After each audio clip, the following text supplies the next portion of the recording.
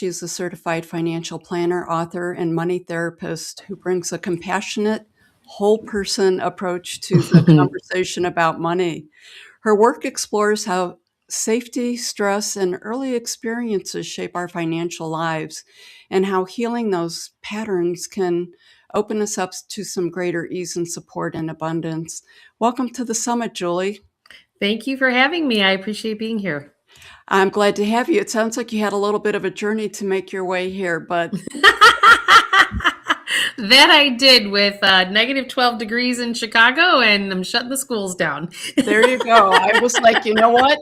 I saw the emails and some different things, and I thought the universe clearly meant us to be together today. Right? And then it all got canceled. That was all scheduled. And I'm like, okay, it all works. There you go. So, Julie, when you look at people's relationships with money, how often hmm do you see it really being about safety rather than the dollars? It's always about safety. 100% of the time, it's about safety. It's about if you don't feel safe, we either work things out or we act it out, and we do it through our money, our health, or our relationships. And when we don't feel grounded, that's what happens to us. Okay, so in your work, what are a few of the common survival signals that you see that show up specifically around money without people realizing that's even what's happening? Well, I would say probably one of the more obvious ones that people see is the spending hangover that everybody has in January after the holidays. Talk more Because about that. it's about the fact that, we get on that high for the holidays. People are happy, joyful, and giving, and then they spend. And then in January, they get the credit card bill. That makes And then all of a sense. sudden they're like, oh, because then we feel it built up, feel good, joyful, and then we create contraction. And you can't receive when your nervous system is contracting. That makes sense. Mm-hmm. So when you hear people say, I can't relax until I have more money, thoughts on You what have they, to relax, and then you will get more money. okay, so what may they be, could they be trying to protect themselves from something else when they say that, or? I don't believe that they're necessarily protecting themselves. I think what it is that we don't realize that money is the result of how we're plugging into the world. Talk We more believe about that that. we believe we have to go get the money, go get the job, go get the opportunity, and then everything will be fine. But actually, it's the complete opposite. What it is that you need to, so the human heart, and science has proved this. An organization called heartmath.org has done all the research on this, that your heart is the biggest magnet on the planet. And if you want to attract more money as a result, you have to do the things that are in alignment with your heart, not your mind, not your anxieties, not your I'm supposed to do it this way because I'm a good girl, I'm a good boy, whatever that is that you're trying to still prove to your parents from your childhood. That's all hardwired into our amygdala. But it's about, I ask people, they're like, what's the smart financial decision? I'm like, well, which one makes you giggle more? Ah, And they're like, what? I go, well, which one does your heart want? I'll give you a great example of this. I okay. have a client who's part of the C-suite and didn't grow up there, grew up on food stamps, came from Ah, nothing, came from nothing. And he just worked hard, went to a great Big Ten university, climbed the ranks, super smart computer engineer. And as he grew in his career, your left brain tells you, well, these are the boxes I have to check to be successful, right? Following the boxes. And he got the opportunity to be next in line for the C-suite in his last job choice. Well, the two jobs before that, he actually chose the one that his brain actually said, okay, tactically, this is probably the right move, blah, blah, blah. But none of them followed his heart. This one, he actually followed his heart, and it's all expanding. He's got more money, bigger bonuses, because when you choose your heart, which is the biggest magnet, it raises your vibration, and then you attract more money because you're opening yourself, when you follow your heart, you're opening yourself up to receive more. And so you get more promotions, more bonuses, bigger raises. Happens all the time. So it's all about that capacity to receive. Correct. And Beautiful. keeping your nervous system not hijacked. So if you're in a job where you have a boss who gives you anxieties, you need to get out of that job because that's never going to give you the bonuses. It's never going to get you the pay raises because your vibration is high anxiety. Okay, that makes sense. So that's one of the ways people could tell the difference between truly a practical financial concern versus being in a fear loop. Correct. Okay. Correct. So We don't even real. One of the things that I can say to that is we've spent up to this point in our lives plugging into the world a certain way. And I believe most people feel like they've done it the right way. Like they always thought they were trying to do the right thing, right? I would agree. But what happens as we get older is we start to realize going, oh, I was plugging into the world based on my stigma or rejection from my childhood, as opposed to what my authentic self is. And once we start to become aware, what I always call this, it's like your midlife crisis. Your soul came in here to live a path and say this is the path that your soul decided to come in. And then you have free choice to make your own decisions. And let's just say that path and those decisions put you in this trajectory and it's not really aligned with your soul. The bigger the separation between those two is the bigger health crisis or the bigger financial crisis or the bigger relationship crisis you actually call in because your soul is going, get back in a line, because you're meant to get in a line with why your soul came to the planet in the first place. And I have watched people call in these crises because they didn't shift when the signs were there along the way, but the question is, were we listening or hearing it? So why do you think that some people miss those signs? Or are the signs, are they that obvious? Like, give an example of some of the signs someone may be seeing that they might miss, or sometimes they just may think that they're on the right path and they're not willing to pivot. Well, I think we justify why we stay where we're at because we're comfortable. Because the devil you know is better than the devil you don't know. People are afraid in this day and age because financially we've pigeonholed ourselves into lifestyles. We're afraid to jump off the ledge and take the next adventure. And we've created all these bills, the debt structure. See, if people would realize that when the Federal Reserve was created, it was about creating debt systems that actually control the masses. And if you realize that the economy, 70% of our economy is fueled by consumer spending. So if you look at our systems, do you think it's set up for us to spend a lot of money? Yes. Always, right? So the powers that be want to keep us spending so that it growth, but it keeps driving you to a job that works more than the 40-hour work week, gets you to keep paying the mortgage, the car payment, the student loan payments, the credit card payments, all these debt instruments that we've created because they've made it so easy and so accessible that's why we don't continue to jump off the ledge and take the next adventure of really excites us in the life that we really actually want to live.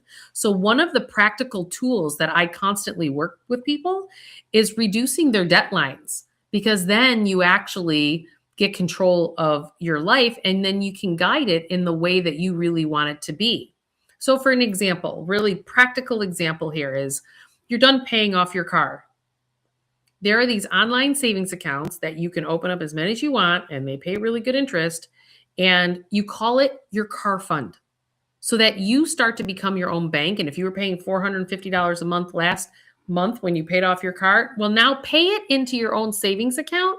So the next time you have to buy a car, because it's not if you're going to buy a next car, you're likely going to buy a next car, then you've built some money here. Most people do not do that. And I'm talking about multimillionaires that I have as clients don't do that.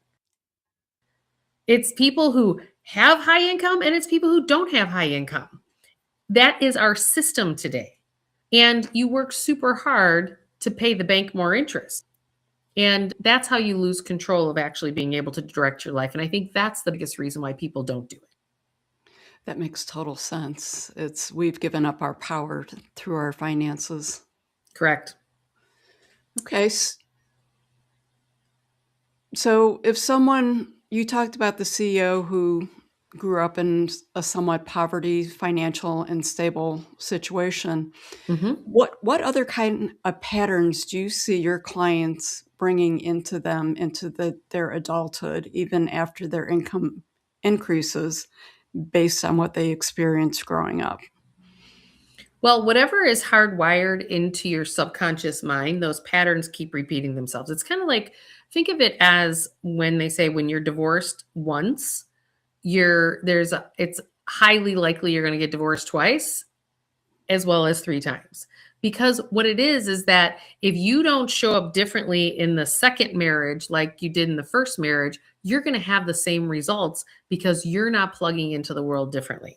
A lot of people would like to blame something outside of themselves, their boss, their partner, their family. But it's really, if you made different choices and conscious choices that were different, then your world around you would actually show up differently. And we don't realize that a little tweak would actually do that. And so when you're on food stamps, as an example, that hardwires into you a scarcity mentality, right? Yeah. And so one of the patterns I see often with people is when they have that kind of a childhood, when they get bonuses, when they get tax returns, they go out and they blow that money so fast, or it's already spent before they ever get the money and it's sitting on credit cards for them to pay off. So I know to help them build the muscles in a different genre, that I'm saying, okay, we want to get to the place where you're running and operating on a cash flow basis so that when you get that bonus, and depending on what level you are, that could be a $2,000 bonus or it could be the $1 million bonus that now in the C suite, right? Different bonuses, but same behaviors. It doesn't matter how many zeros. I see the same behaviors across the board, depending on what your childhood was like, what the communication about money was, or no communication about money, and how there was struggle or was there abundance. People wouldn't think that children who are born with trust funds would have any challenges. The people who don't have money think that kids with trust funds wouldn't have any challenges. Theirs is even worse. They're actually so disconnected from money because they didn't work for it or build it. So they have no idea how to hold it. It's really fascinating to me to watch this patterning with people.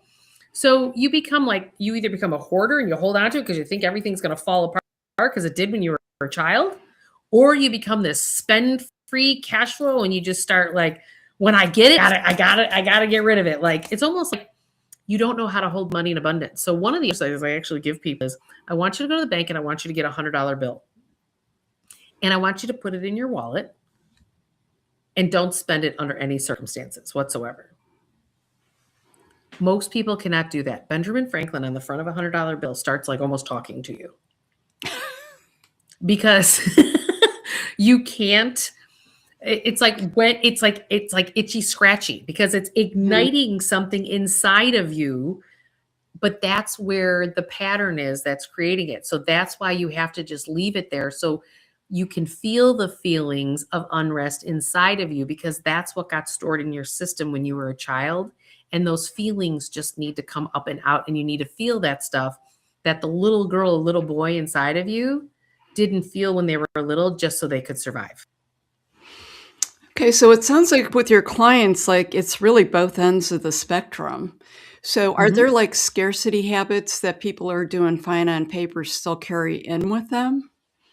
Is there like Well, that sure. disconnect? Again, yeah. So you work it out or you act it out through your money, your health, or your relationships. So let's Okay. just say somebody doesn't carry a lot of debt, cash flow, they're good, and they've built a ton of assets. I know to ask questions, how's your health? Meaning, like, they've probably got themselves so in order financially that they've ignored their physical body, Ah, right? Or they're on their third marriage, or they're estranged from their children, right? And what happens is when we act it out, let's just say financially, you think you have your act all together. People would say, as a financial planner, why would you ever ask those questions? I'm going, here's why. if your financial act's all together and you didn't tend to the other parts of your being, which is your health and your family and relationships, what happens is you're creating holes in your financial world, even though you don't think that you are, because you're creating leaky containers. So if you're not being part of the family structure and you're married and you had children, well, guess what? You're going to give half of it in a divorce someday. That's your leaky container. Half your money that you've built is going to go out the door. Not only with assets, but also alimony that you're going to pay. The same is true with your health. You're going to wind up paying a bunch of money to get healthy if you're not paying attention along that. So we either work things out or act it out through our money, our health, or our financials. I'm sorry, money, health, or relationships. Okay, And so so go ahead. go ahead. That's Talk okay. about some of the formulas that you've put together to help people get through all of these different So conundrums. so it's about recognizing. So I want people to understand the reason we do this as humans is that there was some experience when you were a child before age 7. Every human goes through this. That experience, either I had one client, it was in her mind, she knew exactly when it was. It was when her grandmother smacked her on the hand. Like she was disciplining her, just smacked her on the hand. So not severe. My trauma, if anyone's ever followed my story, I was sexually molested by a Catholic priest when I was 5 years old. So mine was significant and severe. Whereas like my client's example, and anyone else can be somewhere in between that, right? So like mine as an example was that, and of course I chose to go in an industry that's mostly male dominant because I was dominated by a male, right? So I'm doing my work, standing in my power. I also have 8 brothers, right? Like my soul chose an interesting soup for me to do my soul work in. And so did yours, and so did everybody watching, right? And so whatever that was, so when I was 5 years old when that occurred, I didn't feel feelings in that moment because I didn't know how to process that. It was stuck. And I remember the day that I finally, because I had learned that the only way you get past this patterning that wired inside of you is by feeling the feelings that were stuck. And our emotions are energy in motion. Right. So we have to get them to move. Otherwise, the reason we get sick is that our emotions get stored in our body. And as we keep doing the same repetition in our patterning, whether it's through your money, your health, or your relationships, energetically, that energy getting stuck in our body builds in layers. And that's eventually what creates disease in our bodies. In all the research that I've done, that's how it works. So that's why I know that with a client, if I'm sitting there with you and I'm watching that it's acting on your health. So for example, 50% of my male clients between 55 and 65 years old have developed cancer around their hip area. And I remember the work that I did with Deepak Chopra, and I would say, he would always talk about that a cancer cell develops because that cell has lost its sense of purpose. I was like, their cell lost its sense of purpose. So I was like, so I started asking these guys, how did you lose your sense of purpose? And every single one of those clients were let go of their jobs, not by their choice. Interesting. Wow. And so I've started to see this patterning through the years. So now I know to ask men, like this C-suite gentleman I was talking about, when he was in his early 40s, I'm sitting there going, you better go to a job you like. You better go to a job you like, because I got these other guys 15 years ahead of you that are all getting sick because they're doing it to provide for their families, to make it for they're not doing it for the reasons that feed their heart and soul. They're doing it to provide for their families. And we need to combine the two. You need to provide for your family and get your heart and soul fed along the way. And that's for men and women. And the only way you do that is to choose what your heart wants above anything and anything else. But that takes courage. And it takes you doing your work, going through the stuff that you've not been willing to face up to this point. And when people don't want to face it, like I had 2 clients leave last spring, 2 men who very much so operating and health stuff was coming up. One had a cancer scare and they decided to leave my firm. And I know for a fact when people leave my firm, it's because they're not ready to do the work and I'm pressing the buttons. And that's okay. It's totally okay because we can all only do it in our own timing. Right. You're only part of the formula. They have to Right. make a choice. They have to step into it for sure. Interesting. So what other kinds of things do you offer your clients that help them as they're working on these issues?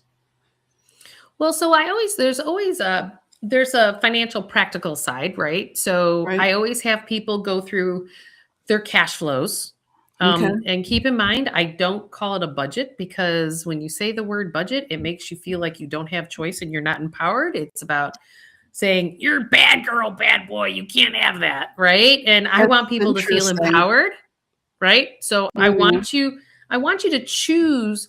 Well, first of all, we look at how is your cash currently flowing? So let's just look at it. Don't judge it. Stay in neutral. Remember that nervous system needs to stay in neutral, Right. right? Don't judge it. Don't make excuses. You're going to provoke your shame, your guilt, and everything. When I start talking about somebody's cash flows, I'm almost naturally hijacking their nervous system because they're going to respond in some shame or guilt. Everybody always gives excuses why their money's doing what it's doing. Well, And so talk go a ahead. little bit about the shame and the guilt that goes with that. Does that go back to more early experiences? Yeah, it comes from their childhood, right? They think they're Okay. wrong for choosing what they're choosing because somebody along the way judged them and told them they were Okay. wrong, Okay. right? And Yeah. so now it's looping in your mind, right? Okay.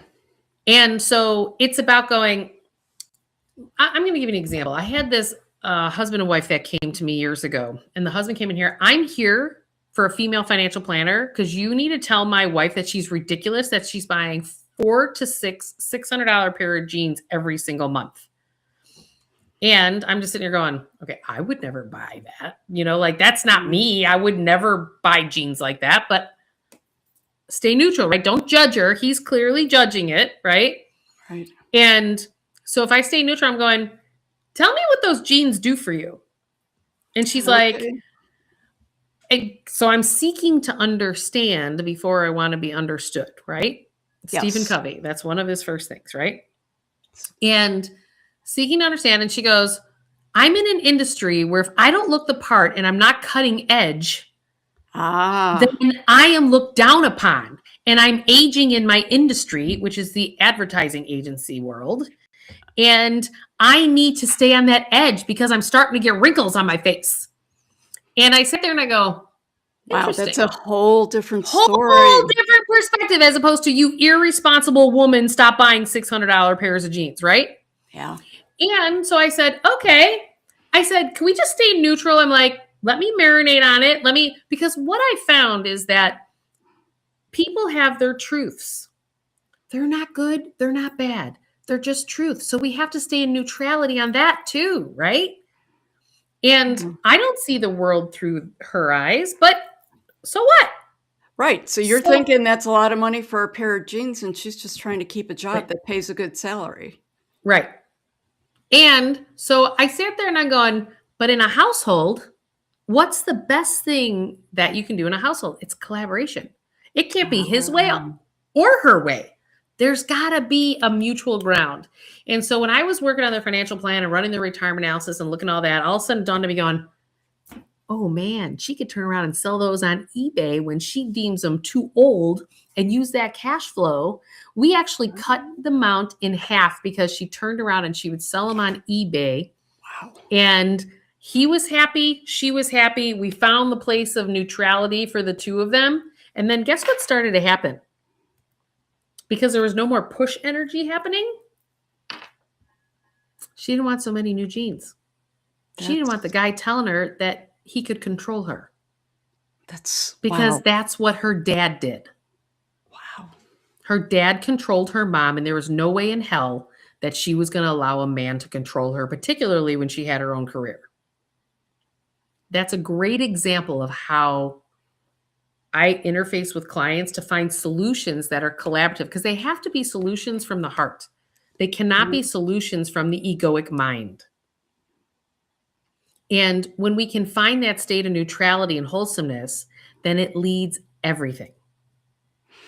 That makes so much sense. I love how you have married the heart math with the finance. Can you just talk real quick a little bit about the heart math for people who aren't aware of it? Sure. They did all this research and they have satellites on the end of the earth where they were like going, what are these magnetic forces of the earth are spiking? And then they looked, when they noticed it, it was in 9/11 when the Twin Towers came down. They go, why is the magnetic force of the earth 4.1 times its normal reading? And then they realized going, well, where are the other spikes? And it was the day Mother Teresa died. It was the day that Princess Diana died.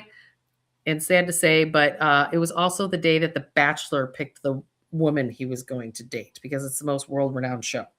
But Okay. as the human heart, they noticed that when globally human hearts were activated, there was a spike in the magnetic force of the earth. So they've now done research on the human heart that the magnetic force of your mind, if you're only using your mind to solve something, it only goes for about 2.5 feet. Okay. But the magnetic force of your heart, they now know goes for over 8 miles, and they don't have a measurement tool farther than that. Really, 8 miles. 8 miles. That's what all the research shows. It's kind of like if you think about it, if you're going to a network event or you're going into an event and you start to walk towards somebody and you're like, oh God, I got to go. Your heart is actually sensing that person's energy, whether you should abort or you should engage, because you're scanning the room. Your heart feels it all. That's the magnet that is guiding you in that. And I don't even know if most of us are conscious that that's actually what's happening. I'm going to guess not. Yeah. Something that we naturally do. But then when you start to realize that that's actually your most powerful tool, well, why would you stay in a job where you hate your boss, who's Right. cutting your pay raises, your promotion opportunities because of fear? Because we're afraid to jump off the ledge and we're afraid to step into our own personal courage that everything is going to be okay and you can trust it when you choose from your insides. That's why the subtitle of my first book, The Emotion Behind Money, is Building Wealth from the Inside Out, because it's your heart that has to lead the way. But we've been told that answers outside of ourselves are better because in our highly educated world, things outside of us are better than what our knowing is inside. And it's in all of our training and all of our formal education and everything. And that couldn't be further than the truth. Even though your knowing might be against the grain of what everything else is, it doesn't matter. I tell people all the time, what you need to do is let your freak flag fly. You need to be exactly who you came here to be, because then you'll get more money, more love, more opportunities. Everything else will fall into alignment because you will be supported if you're showing up as your authentic self. If you're having a really rough time and things are not working out for you, it's because you're not aligned with yourself. You've negotiated yourself away on some level and you're allowing the world to whipsaw you. I'll give you an example. Donald Okay. Trump is a great example of this. I certainly do not want to get into politics. I have a lot of very good people, clients, that really were upset about Donald Trump being in the White House. And not good nor bad, but the conversation I had with them was, why are you going to allow yourself today to like not enjoy your life, not do what you want to do, because you're joining then all the frustration. You're pulling your vibration down because you're so frustrated about this external thing that's not inside of you. And I need you to be you and go be a great part of you, because we don't understand that we are an energy grid as a human race. And it's important for you to be the brightest light that you can possibly be. So you're holding the container for everybody else to be a bright light, as opposed to being a pile of poop like the other pile of poop. And I know that's simplifying it a lot, but when we start to realize, like I had one client going, well, I can't stay here. She's a medical doctor and she's an OB and she's so upset about what's going on in Texas. Okay, that's her feeling. That's her truth. And I said, well, what do you want to do about it? But you sitting here complaining about it all the time is not going to make you a happy person. It's certainly not going to make you healthy. You're going to get sick. You are so upset about this. You are going to get sick because she spent 35 years giving her life to women's health, right? And she felt like it went backwards in the state of Texas. You know what she did? She took a sabbatical for a year. She moved out of the country. She went to Italy to her cousin's property that was her great-grandparents in Italy. And she's now becoming a physician in culinary medicine. She's completely shifting to something that makes her completely happy, joyful. And while things were shaking out in the United States, she got out. And she's making a big difference in a different area, but the same area. And right. She's happy. She's happy. She's going to add years to her life because she decided to align with her internal truth. She's not going to control Donald Trump. And I'm not here to say whether you like him, you don't like, I don't care. This is her truth. And I'm sharing that story because she chose to be happy regardless, instead of making herself sick over it all. Well, I appreciate that you picked probably one of the most polarizing topics, definitely in the United States, if not the world. But you discussed it in a way that wasn't polarizing, and in a way that people could integrate that into a sense of peace for themselves. Thank you. It's fascinating to me that, like, your business is finance. Right? But what you're doing, it's just in the finance bucket because all these things are running down the same path parallel. Correct. One is no different than the other. Right. That's just how you choose to support yourself. Correct. But in the meantime, you're doing a whole lot of other coaching and helping people move along. Mm-hmm.